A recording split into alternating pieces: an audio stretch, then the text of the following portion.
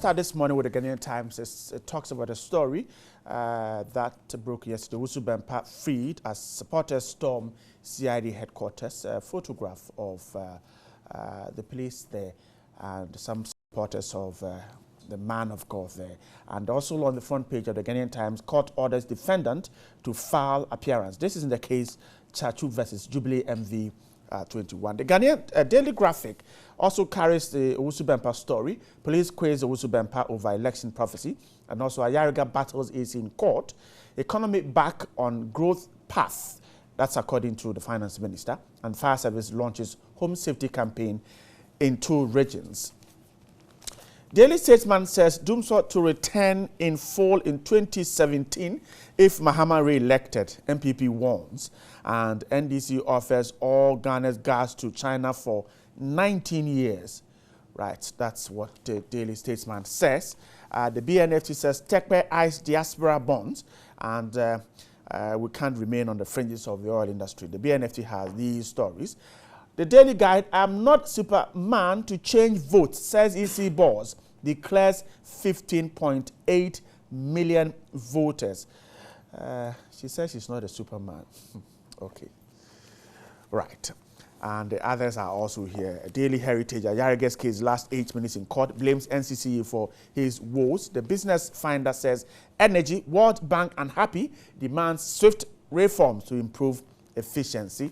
Daily Express says market women encouraged to embrace financial training and skills. These are what's on the front pages of the papers I have with me here this morning. To do the talking to my extreme right is the aspiring NDC candidate for the Ablekuma Central constituency, Alhaji Haruna Halidu. Good morning.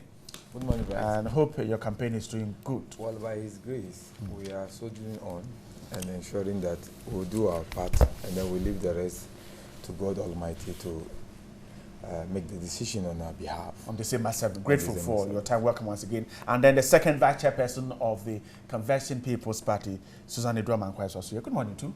Good morning. Mr. Green Street is doing great too, I guess. Yes. Great. Yeah. Welcome once again. And then to my left is a member of the NPP's communication team, Richard Nyama. Good morning. Good morning. And I hope you're doing good too. I am. Okay. The campaign is going on well. Yeah. You? I'm fine. Are you campaigning well? I'm also campaigning well. Yeah, for change. Yes. Thank you. Yes. For change, for media change. I'm grateful. All right, so let's start with this one. The story is all over on the Daily Graphic has it, the Ghanaian Times has it too. Mr. Owusu Bempah's invitation by the police and the fact that a lot of his supporters massed up at the CID headquarters. We're told he's been freed. It's in connection with a prophecy he said to have made about some persons planning to assassinate the leader of the opposition NPP.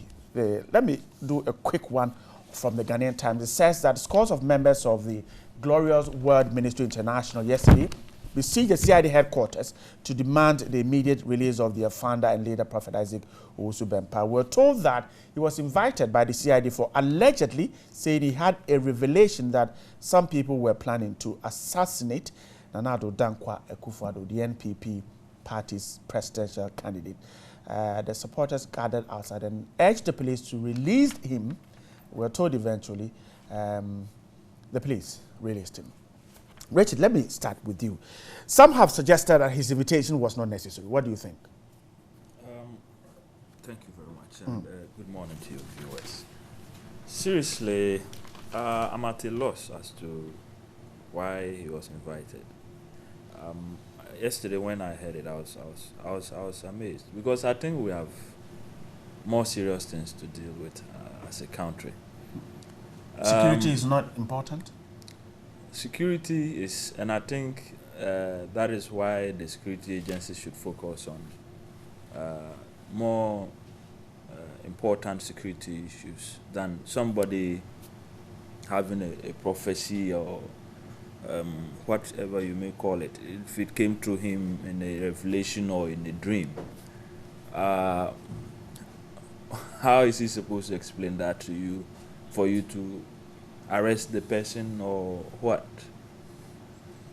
If I heard him right, I think he had indicated that the MPP would have to be very cautious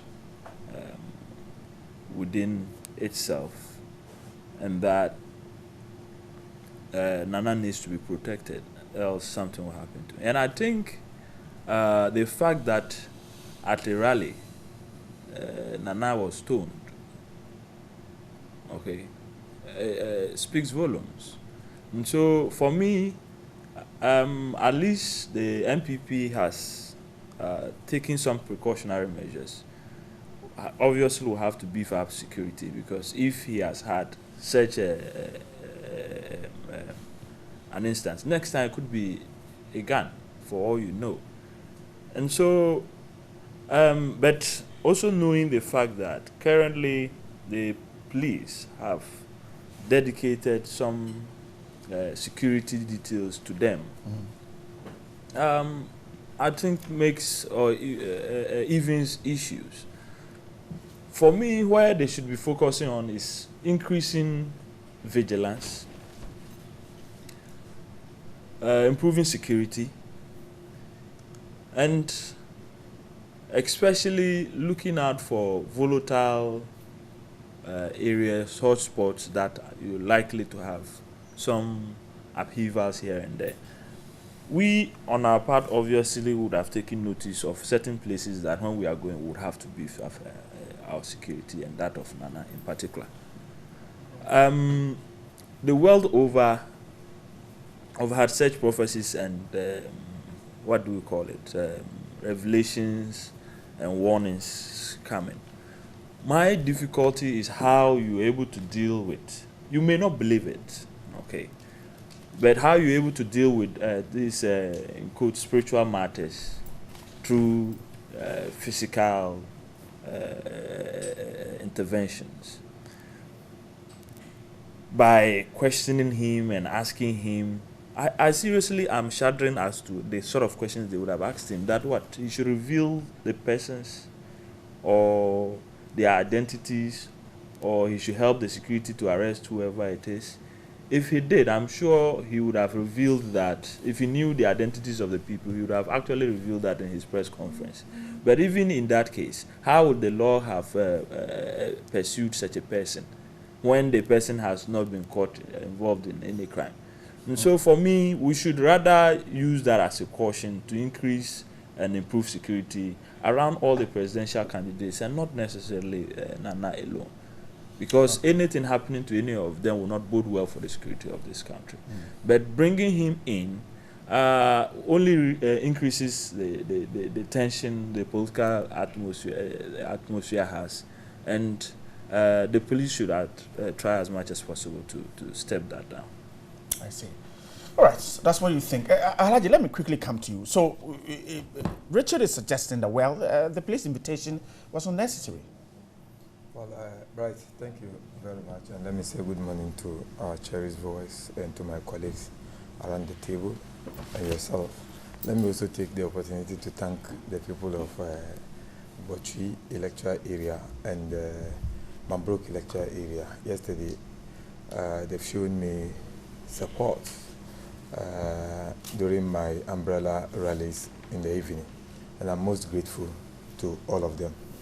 Having said that, you see, right, it's important that we take this matter in perspective and looking at the security and stability of our country into consideration. It's important that anybody who has an information that a citizen of this country, an attempt is going to be made, or some people have the intention. Can you please raise up your voice? Some people have the intention of eliminating a citizen of this country. It is important that that citizen might live by his duty and responsibility. That responsibility is simply this: we have state institutions, and it is the state's responsibility to protect every individual who is a citizen, even foreigners who are in our, on our land, are supposed to be protected, not to talk of citizens of our country. Spiritual matters certainly are spiritual matters, but indeed, physical investigation certainly can also be able to reveal if indeed the pronouncement is actually spiritual, or probably somebody decided just to come out under the guise of spiritual matters to put out some of this information. It's important to also consider the danger in that pronouncement. I recall, I have my difficulty whether it is actually a revelation, because I heard Kennedy Ohene Ajapon accusing some leading members of the New Patriotic Party of trying to poison Nana Addo Dankwa Akufo-Addo. I heard him publicly. He made that pronouncement public, to the extent that some of them threatened to go to court to compel him to provide evidence of their moves. So for also Bimpa to come out to say that there are people who are conspiring to eliminate, it only goes to confirm the pronouncement of Kennedy Ohene Ajapon. And indeed, Kennedy Ohene Ajapon was not accusing anybody outside the New Patriotic Party. The accusation was made specifically and emphatically that he mentioned 2 names within the New Patriotic Party and accused them. So I think that Osu Bimpa coming to repeat same, it is only normal in the management of our security situation to ask him to explain. I'm sure from the questions, the security people with the expertise will be able to know whether it is actually a revelation from God, or he decided to only re-echo what Ohene Ajapon previously said and accused other members of the New Patriotic Party. My brother made reference to stoning of their flag bearer. In fact, this incident happened at New Patriotic Party's rally. And I do not think that I would go and be part of a rally of a political party that I wasn't a member of. And when you take... Except we have intentions of going to cause trouble. Then. That is exactly. Now, also Clote Kole. If you monitor the activity of the New Patriotic Party, there have been division in the MPP front in Kole. And so it could be also a possibility that those who disagree and indeed felt that Nana Addo has a hand in that kind of division and they want to also get at him. So state has a responsibility to investigate all these things. Nana Addo poisoned or killed has a potential danger of plunging this country into chaotic situation where we have not been told who, or maybe if you don't even know who did that. So I think that let's at least sometimes grant the security apparatus the leeway. But I want to caution that the security apparatus must also be cautious not to be allowed to be manipulated. They must do their duty in line with the rules and regulations governing them. It's important so that citizens of this country, some should not think that the security services are being used against some groups of individuals within this country. When that impression set in, certainly we will also not going to be at peace with each other. So that is my caution. And right, we must do it diligently. And let me conclude by saying that the Ghanaian Times publication is unfair. It's quite unfair. The Osu Bimpa freed, you're not happy? He has not been arrested. Okay, all right. It was an invitation. Okay. He wasn't arrested. If he said free, you are creating a very wrong impression. And this is a state newspaper. Okay. I mean, I think that the propaganda sort of things must stop. Particularly, state newspapers must not be engaged in those propaganda ways of doing things by some newspapers like the Statesman and the Daily Guide. They should state exactly what happens to create an impression he has been freed, as if somebody has been arrested. He was invited as a citizen of this country. Come and help the police to understand what we are talking about. And you are putting a banner airline that he has been freed. Right. I am grateful. Right. Yeah. Well, I will not be able to tell, but the police said they invited him. Yeah, but did they take a statement from him? Well, Once you do that, I will not be able to tell. Arrest is not you when you are in chains. Okay, all right. But the only thing we have is that his people who said the police is not charging him for any offense, they only invited him. That's what the newspaper is saying. All right, Susan, let's stay on this issue. State security apparatus and the invitation of some people, sometimes it creates that tension. Some have argued that it creates tension because the police or that security apparatus is being used against certain people.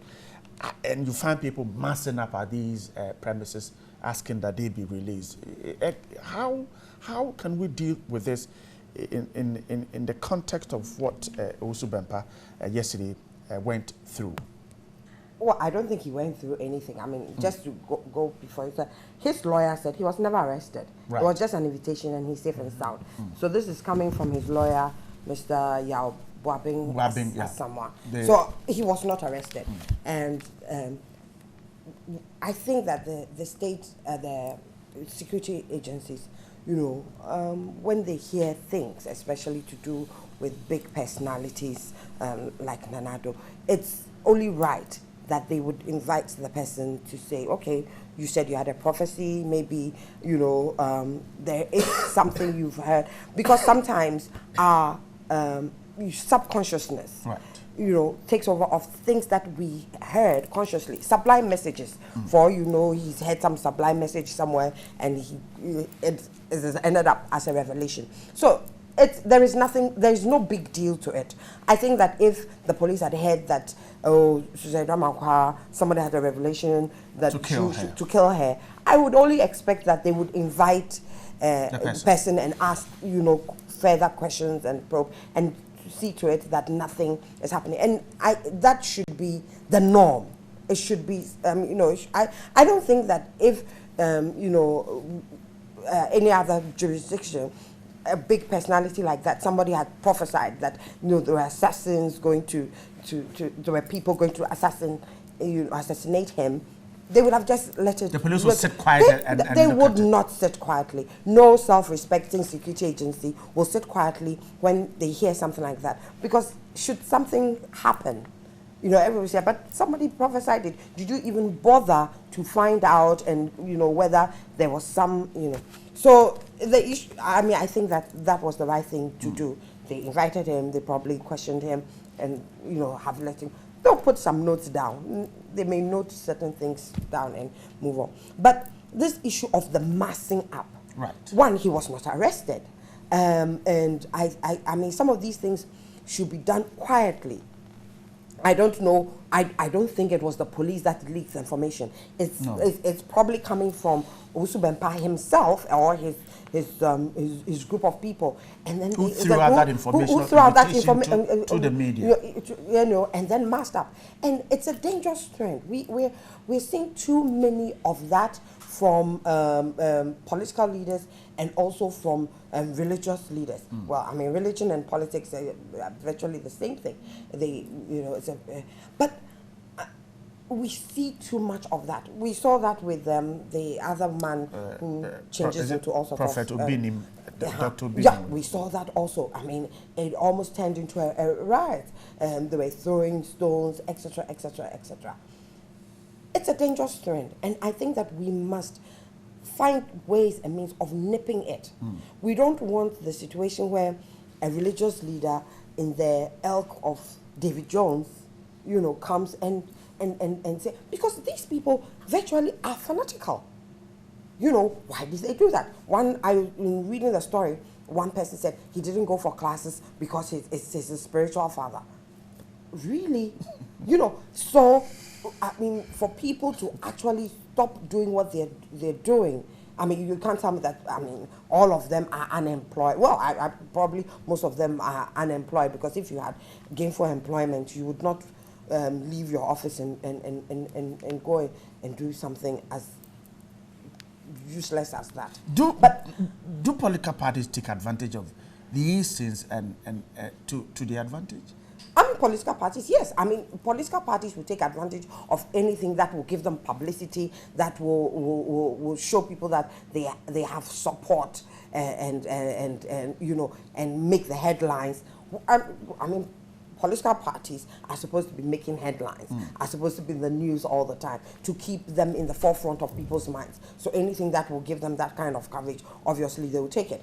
It seems that these days, the religious leaders are also doing the same thing. I mean, getting into all sorts of sensational things so that it keeps them in the news. It's beginning to look like who can best get themselves on the front page of the newspapers. Today is Owusu Bempah, tomorrow is Obinim, the other day will be some other prophet, whatever. It all seems to be attention seeking, you know, and maybe they believe that that will bring in the crowd to their churches. To their churches.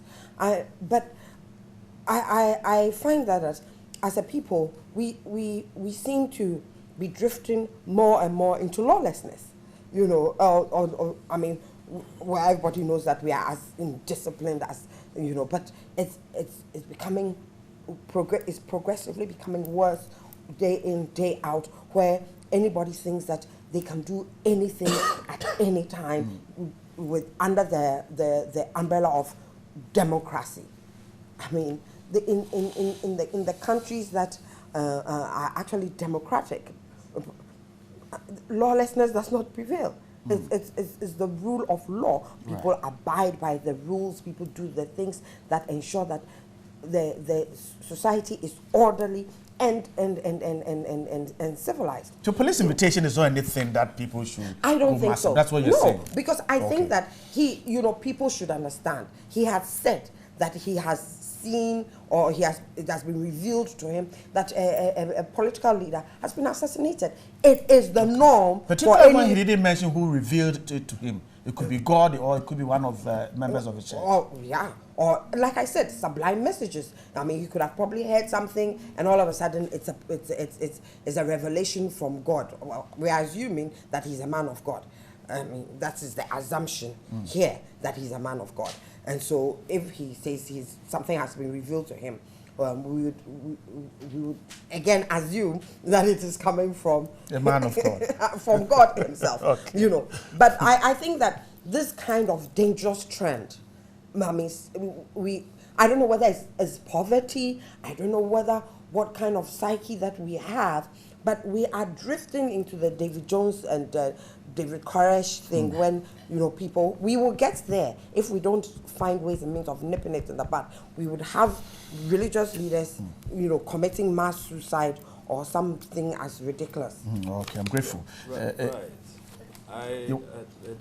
one or two things. Okay. One, I don't know where the political party taking advantage angle comes in, but because you see, the Ghanaian Times story says that a 60-year-old woman who spoke to the paper said she believed the police action was politically motivated. A 60-year-old woman who was at the scene, and there is a basis for us coming to such conclusion. The person is a religious leader. And so, like Susan said, we've had an instance where one such leader too was invited. Then there's a second one that is being invited. I think we should treat them as their entities instead of trying to link them up to political parties. Else, we end up muddying the waters. But you see, if the people there who are massing up themselves are saying that they believe the police is being partisan, we should not be worried about it. No, how does partisan here play? I don't get it. The woman is saying that she believed the police action was politically motivated. Saying that Reverend Owusu Bempah was only an instrument through whom God communicated to his people. And that's what I'm saying. Even if the woman spoke it, does it make it right? And so we would have to be cautious about making those linkages that do not exist. Else we muddy the waters. I see. Look, where they go there and say you don't release him, no votes, we should not think about it, that it has political... you know something, if what you are doing is right, why should votes matter? You let posterity judge you. You shouldn't. I think that if we think it is right to have him invited and questioned, let's deal with that as an entity, not because we are over politicizing everything in this country and we are losing sight of ourselves at the end of the day, because all one needs to do is to identify with one of the major political parties, and then you set this country against itself. And so, as much as possible, we have to excuse that. There is this point Asiedu was making, and it is intriguing. This issue of Kennedy Agyapong having initially said all that, okay, that brings into question if the police are being fair. Okay, how come it wasn't Kennedy Agyapong that they invited? Are you aware the police did not invite him? Oh, if he was, it wouldn't have made the headlines. No, are you aware? I'm not aware. And okay, so, you see, but the point is that such a person, when he's invited, come what may, you, Bright, and TV3 would get to know. And so, if there's nothing like that, I think I can safely assume there's not. It didn't happen. No. And so that if Owusu Bempah, on the backdrop of such a comment, also then makes a revelation, you have questions being asked. So you pick and choose who to invite. That's the whole point. But so if when Kennedy said it, it didn't mean that much. Why should, especially when in his case, and seriously, that is, if he said that, because I didn't see or hear it, but I'm taking Asiedu's word for it. If he, in this particular instance, even mentioned names, shouldn't it interest the police then? But these are the issues. So if you feel, okay, he is a lawmaker, and so we can't touch him. This person is an ordinary pastor, and so he can be invited. Then there is this fear of discrimination. Okay, so I think, seriously, I think it's a storm in a teacup. I see. Right. I'm grateful. Right, a quick one. Okay. Right. Susie, I'm coming to you, Susie. I think that the political angle just comes in because we're in the silly season. Right. Anybody would do something and then try to, or it's a spillover from our polarization, our politicization of everything in this country. If your car doesn't start, it's probably because, hey, some political party. I mean, really, sometimes it borders on the ridiculous. That everything in this country, we can find a politician to blame for it. And it's about time that as a people, we should be looking within our own actions and inactions. Yes, politicians, have their problems. Politicians have disappointed us, etc., etc. But we choose them. They don't come from space. They don't come from Mars. They come from within us, and they are a reflection of the society.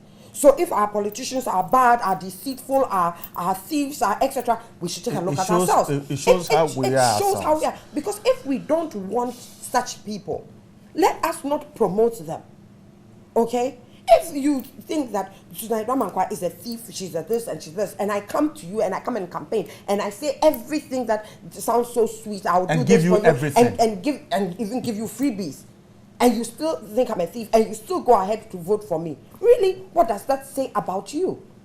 So this issue of where we have polarized ourselves so badly that everything must be seen in blue, white, and red, or must be seen in black, red, and green. Really, it's sad, because if even in the event that this man he is MPP, it's because he votes. So what? So what? Should MPP come into it? No. So the other pastors who are tagged NDC, mention some of them.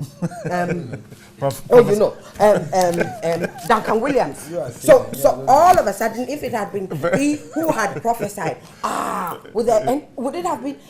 I think that we have pushed ourselves into some kind of corner. And we must really think about it, that the politicians that we have, they are from us. We chose them. If we want different, we should choose different. Susan, I'm grateful. Alachi. You see, Bright, I don't know, and the police must begin to be adopting a different strategies in dealing with some of these matters. Because if you are not arresting the person, you have CIDs who could have gone to his house and have that friendly chat. Whatever the CID or the police want to know about this thing could have been divulged without necessarily creating this kind of scene. Gradually, we are getting to a stage where, if we are not careful, we would be giving or creating heroes when we need not to do so.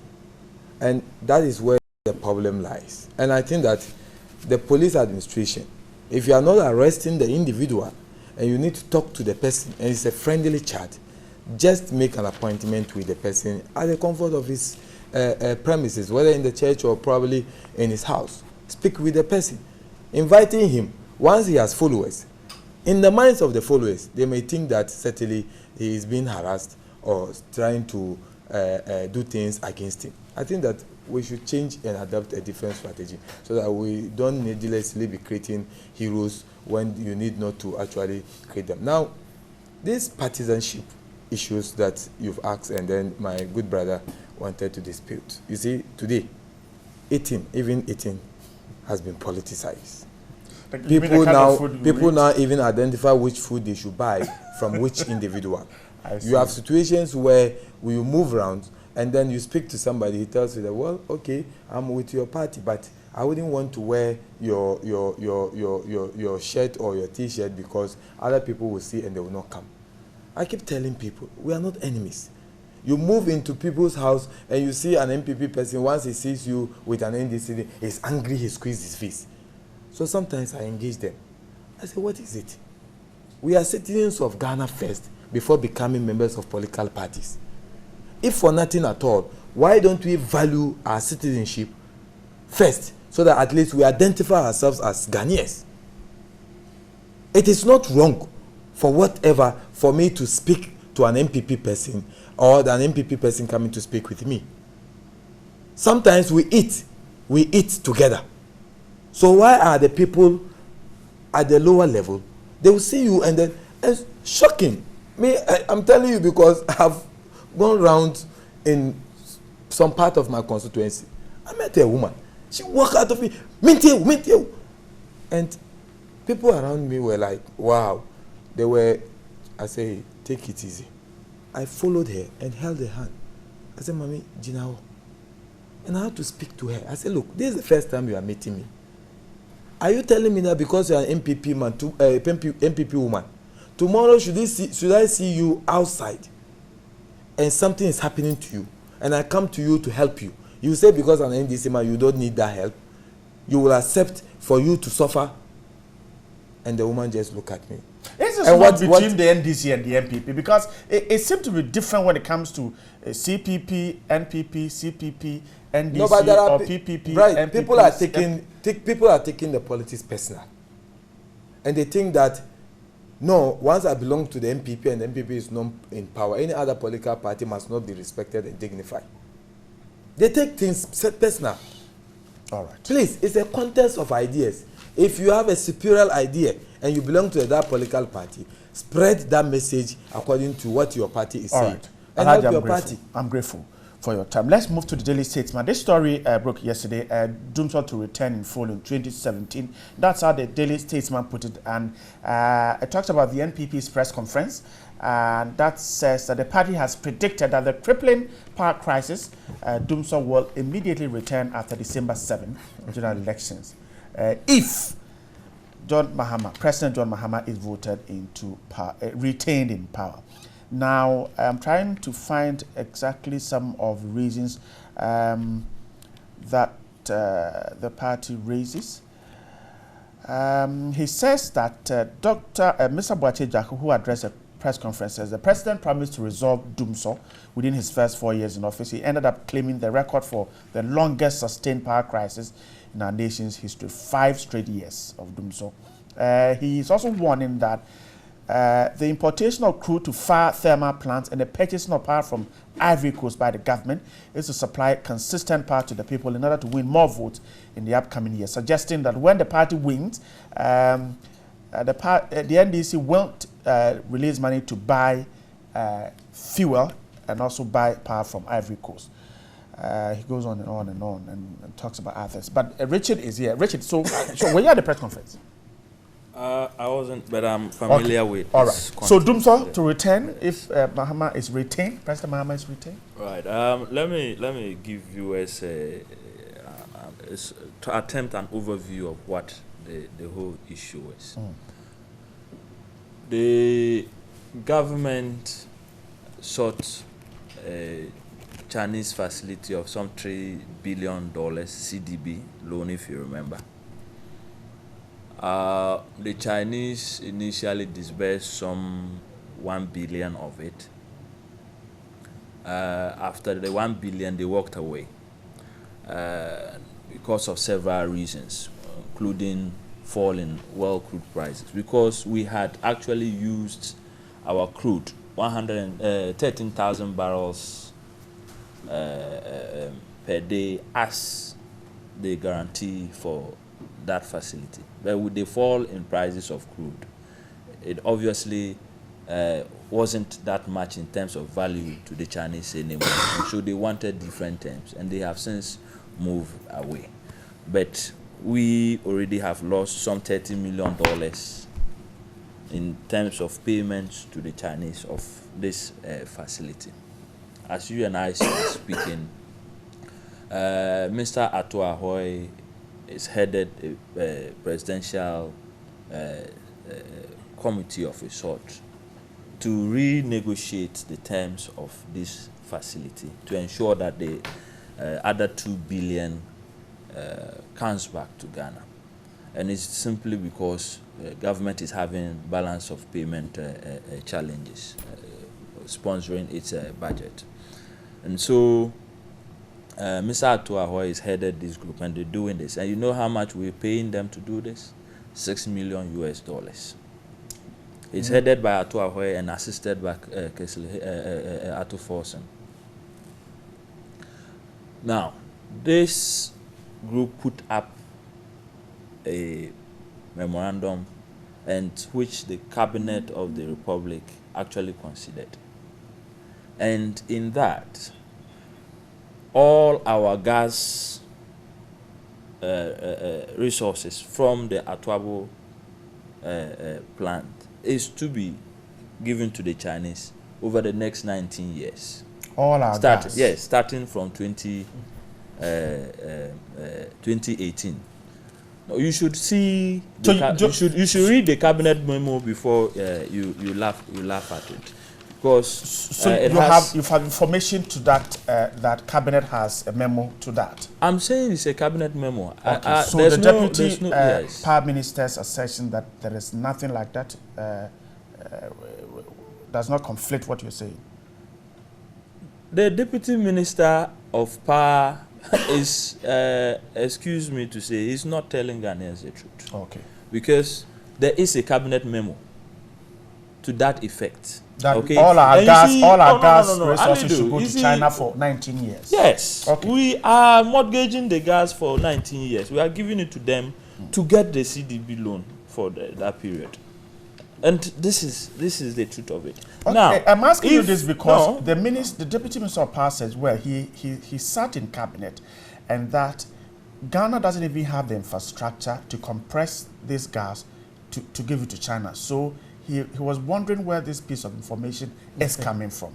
That's why I'm asking if you're sure. You know something. You know something. Memo. Right. You know something.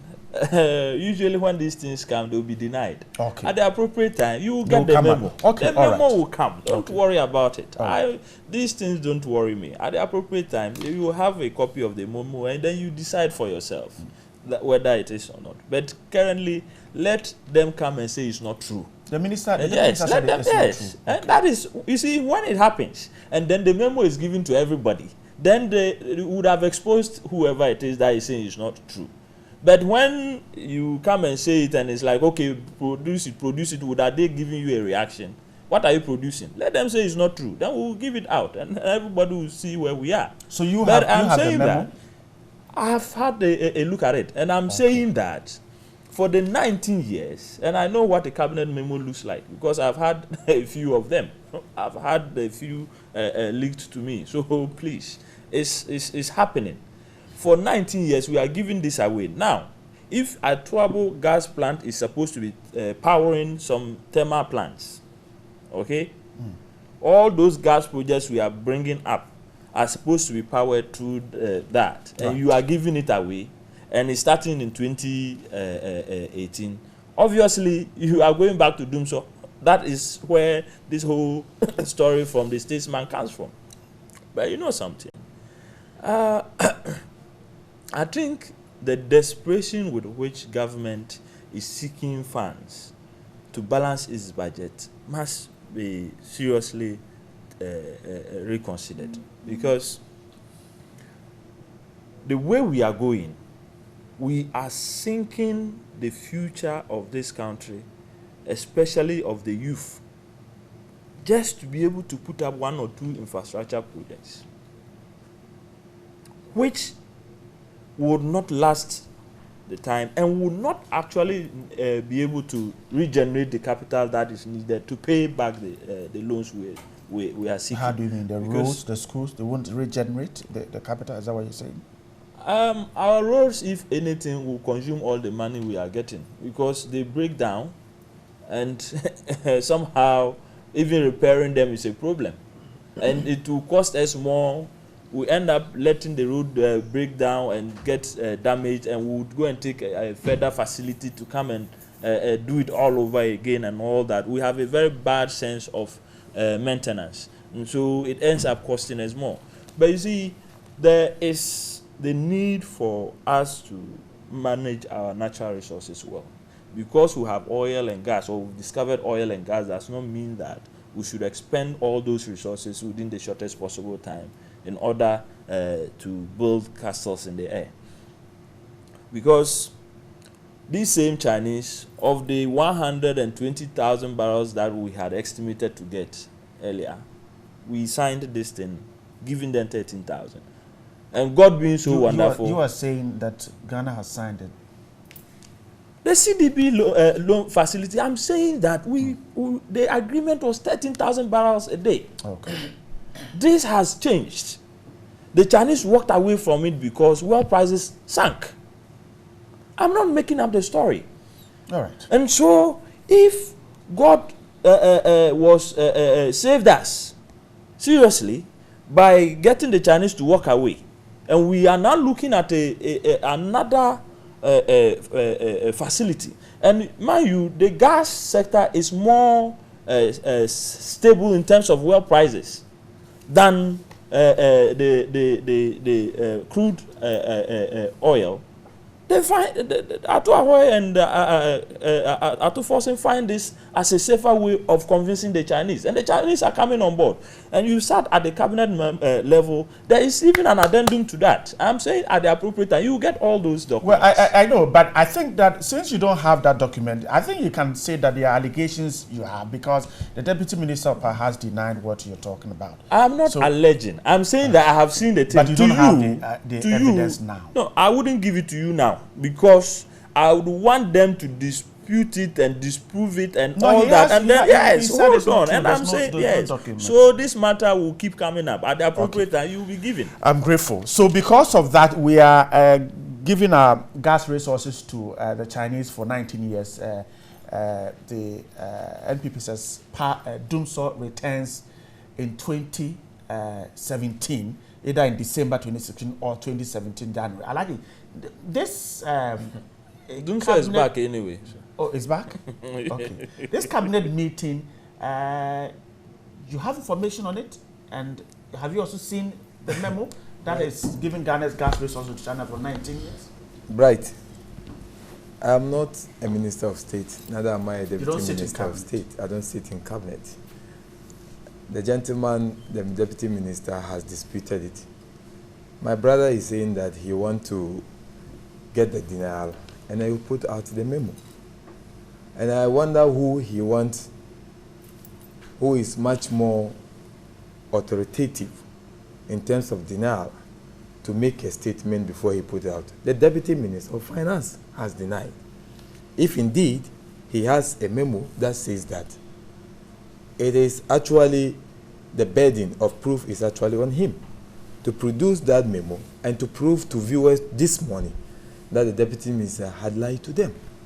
I mean, the New Patriotic Party, around this time, from now to the election, you expect them to concoct all kinds of stories in order to try to woo the people of this country.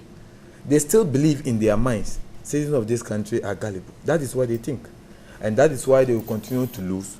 And they will lose and lose and lose and lose because they do not even respect the citizens of this country. Let me first of all state that in terms of management of energy in this country, we don't do it like the way we do a pampan store. You don't manage energy like the way we manage a pampan store. If that is what they think, I beg to differ. In fact, John Dramani Mahama's government has never mobilized pastors, even though I agree, pastors have the spiritual world without to be able to pray. But we never mobilized them to send them to Akosombo because we said the water level is low. We never did that. We believed that a conscious effort has to be done to be able to fix the problem. The problem certainly has to be fixed, not through a mobilization of pastors to go and pray at the dam site as they did under their watch. Now you're indicting pastors. Now pray. I am not. And rain came, and then the matter resolved. The issue must be made clear. That why?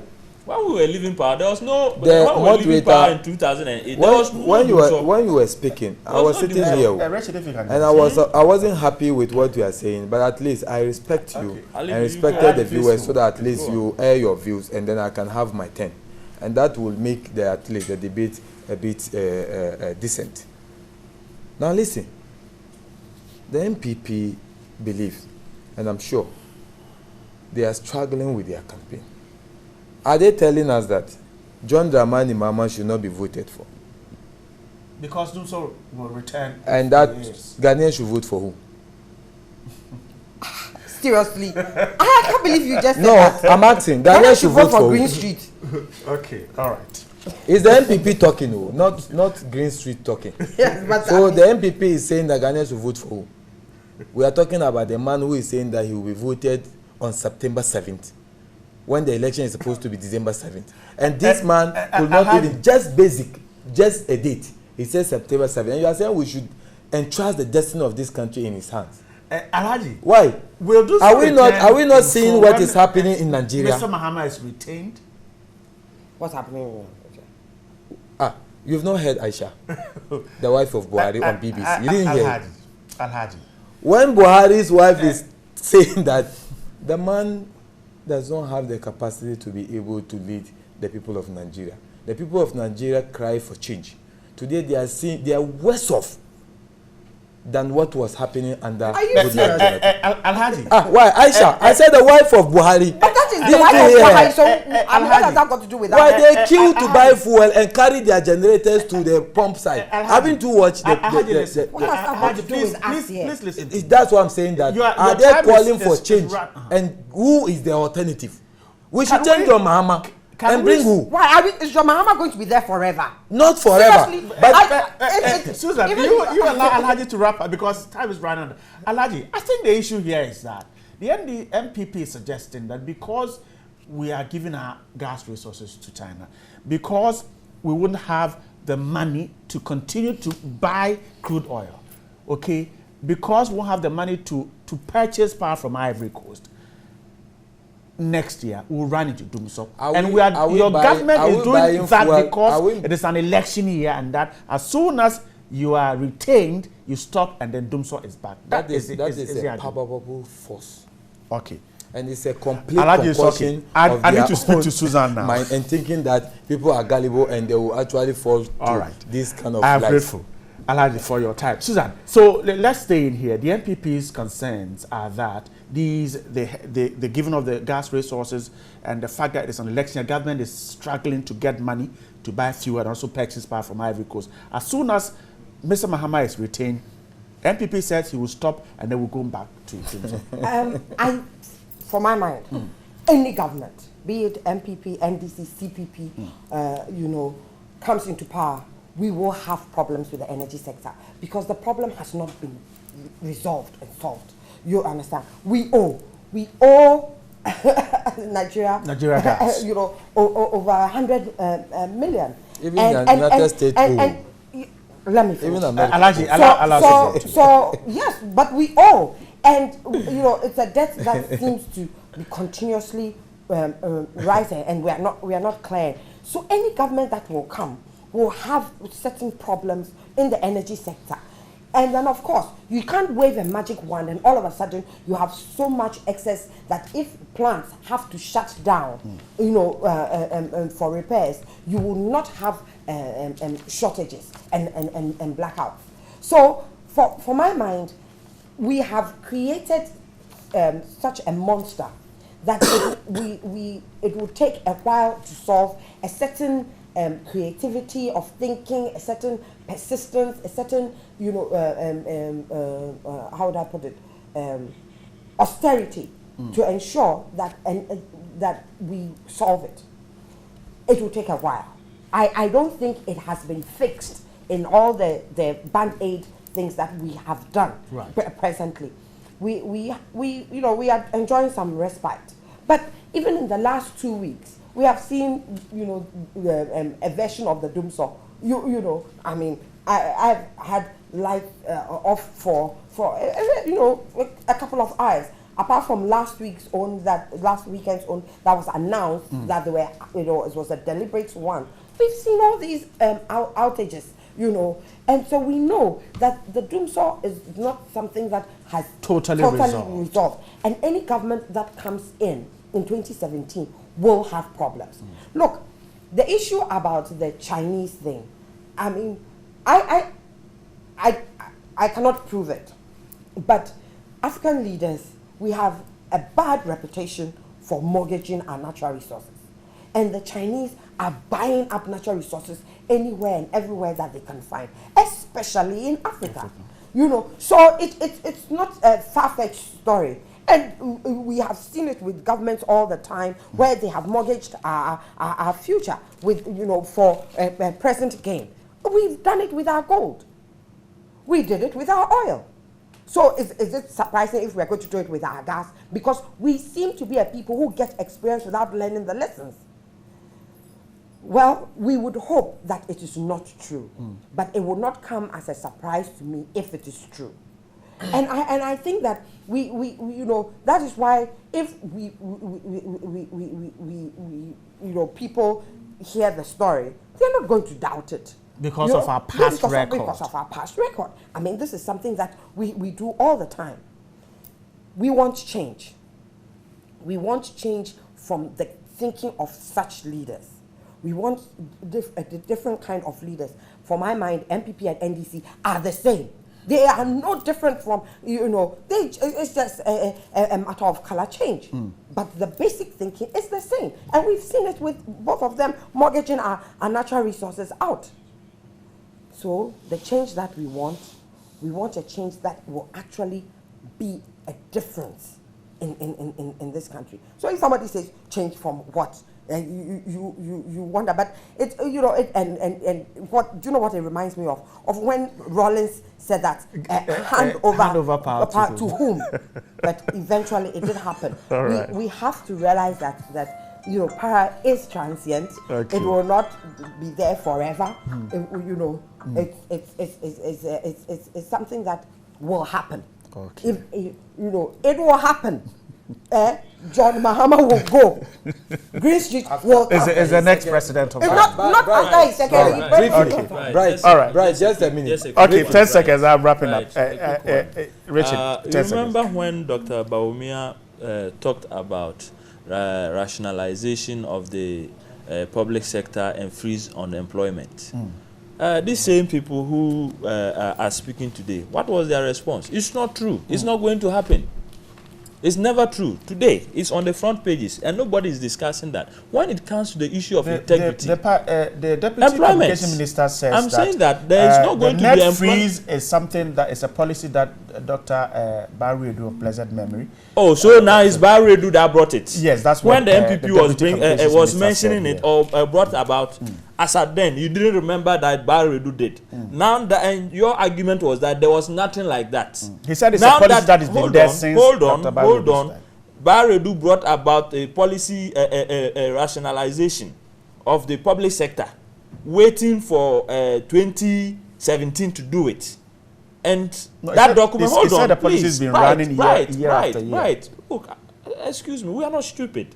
You went into an agreement with the World Bank, and as part of the conditionalities, you signed this. And then when you were being held to it, you said, no, it is not going to happen. Now you are blaming that on the dead man.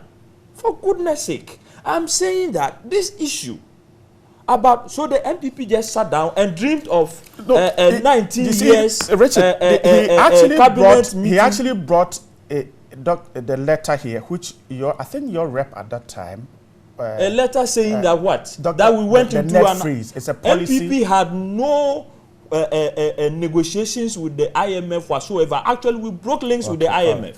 Okay. Before we left office, you have gone into renegotiation with the IMF and World Bank. Alhaji, let me. Right, I think that it's important to raise this issue. If you observed around the major street, government is consciously removing all the street lights that consume power from the national grid to solar street light. In my constituency, for instance, most of the major streets have seen those street lights fixed. In fact, yesterday, as I was addressing the rally, there have been 2 street lights. We have 2 streets that are, in the night when you drive there, virtually dark. Yesterday, when I was driving there, all those street lights have been actually. What is your point? The point I'm making is that once we are changing those lights, that is consuming directly from the national grid. What it means is that the solar panels that we are putting on the street light, we are reducing the rate at which we consume power. So it is a conscious effort government is doing. Barbering shop, most barbering shops across the cities have been given panels. Solar panels got to do with 19 years gas. So I'm saying that in terms of consumption, we are reducing it consciously by giving out solar panels to barberies, hairdressing salons, etc. Our major streets are seeing changes from the normal light system that we are seeing. And I hope you're giving them money to repair the solar panels. Have you seen any of the street lights? Well, I haven't, but no, let me finish out. Okay. All right. I hope that, you see, why do we always wait for election years to do some of these things that we should have done? Okay. Look, we've had this doomsday problem. We should have made a conscious campaign to for deal not with just it. the street lights, but for every single one of us. But it's a policy that has started since last year. Well, and we are not feeling it. And all of a sudden this year, I'm grateful. I'm grateful. I'm grateful. Susan Edromankwa is the second vice chair of the CPP. Alhaji Haruna Halidu is Ablekuma Central candidate on the ticket of the NDC for Parliament, and Richard Yama is a member of the NPP Communications. I'm grateful, gentlemen and lady, for your time this morning. Wish you a great Thursday. Hope to see you some other time. Thank you so much for coming. All right. Natalie, sorry for taking 3 minutes of your time. She's there ready for business.